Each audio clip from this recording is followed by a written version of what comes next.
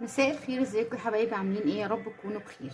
النهارده هنعمل مع بعض البسبوسه الصيامي. هنعملها بطريقه مختلفه وسهله جدا وحلوه، هتبقى نكهتها تحفه. اوريها لكم بس من جوه وبعد كده نبتدي مع بعض.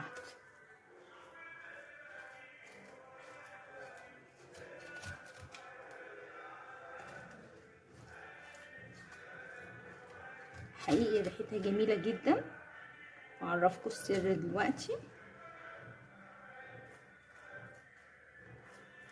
اوريها لكم من جوه الاول وبعد كده نبتدي.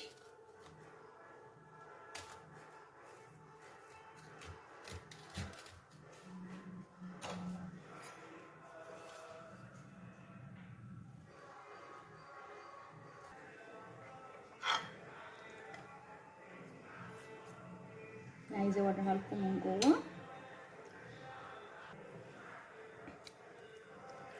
بصوا لونها من جوه، متفرقوهاش عن الفطاري خالص، وحقيقي طريه ومرمله وجميله. شويه تكات بسيطه هنعملها وهتبقى احلى من الجاهزه كمان. بس لو الفيديو عجبكم اعملوا لايك وشير وسبسكرايب للقناه وتفعيل زر الجرس عشان يوصل لكم كل جديد. يلا نبتدي مع بعض. معانا اول حاجه نص كيلو سميد بسبوسه سايب، معلقتين كبار سكر، معلقتين كبار جوز هند، نص معلقه صغيره بيكنج باودر، نص كوبايه زيت دافيه، ومعانا طبعا برتقان بلدي. اول حاجه هنعملها ان احنا هنعصره، وهو ده اللي هنشتغل بيه النهارده بديل اللبن او الزبادي. بيديها نكهه جميله وبيبقى حلو. انما لو مش متاح ممكن نستخدم يا اما مريندا او 7 زي ما تحبي. وادي شكل العصير بعد ما جهز. عصرته وصفيته طبعا عشان خاطر البذر. هنبتدي ننزل بالمواد الجافه، السكر، جوز الهند، والبيكنج باودر، ربع معلقه، مش هنكتر، او نص معلقه صغيره زي ما انتم شايفين كده. نبتدي نقلبهم.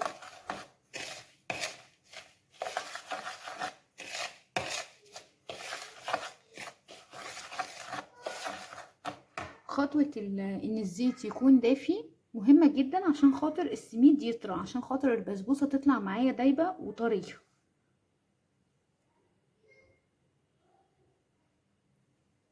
نزلنا بالنص كوباية.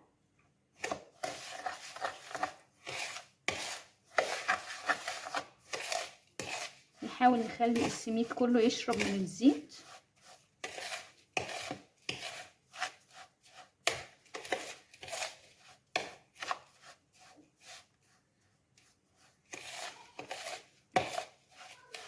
بالشكل ده كده زي الرمل المندي.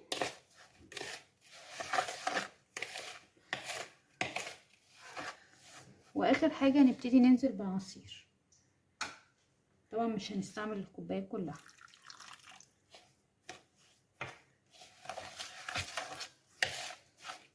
انا عايزه اقول لكم عصير البرتقال بيديها نكهه جميله جدا ولون حلو جدا جدا جدا، يعني ممكن الاولاد كمان ما يفرقوهاش عن الفطار.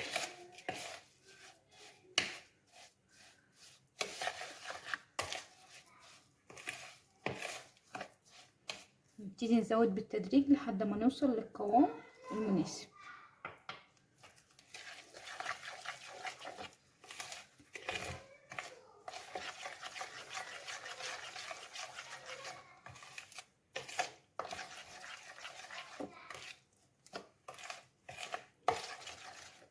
يعني كده قوامها يعتبر مظبوط، يعني استخدمنا يعني نص كوبايه او اكتر من نص بحاجه بسيطه جدا. نجهز مع بعض صينيه.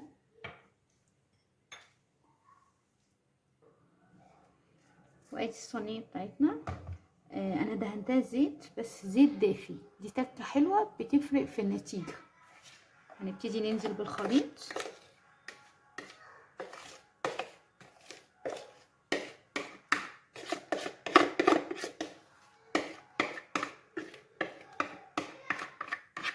بالشكل ده كده.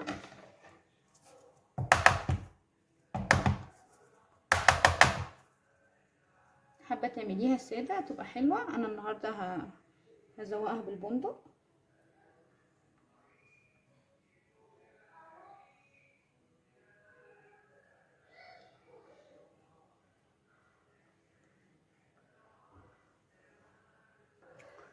بالشكل ده كده، وهندخلها الفرن لحد ما تاخد اللون الذهبي. يلا نجهز الشربات مع بعض على ما البسبوسه تستوي. ننزل بكوبايه سكر وعليها كوبايه ميه. كلنا عارفين السيرب بتاع البسبوسه بيبقى خفيف. هنرفعها مع النار، ولما يغلي 5 دقايق هننزل عليها بكيس فانيليا. وادي شكل العسل بعد ما سبته غلي حوالي 5 دقايق. هنزل عليه بكيس الفانيليا ونقلبها كده. خلاص هو جاهز معانا. هنطفي عليه خلاص وجاهز للاستخدام.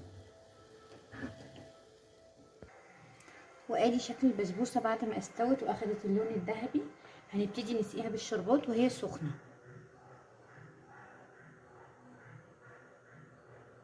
وهي سخنه طبعا يا جماعه افضل عشان خاطر تفضل طريه معانا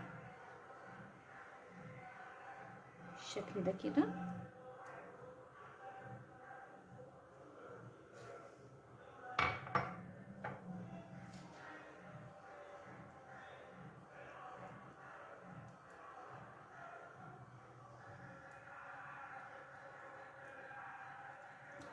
يا رب يكون الفيديو النهارده عجبكم. استنونا في فيديو جديد ووصفه جديده. دمتم بخير.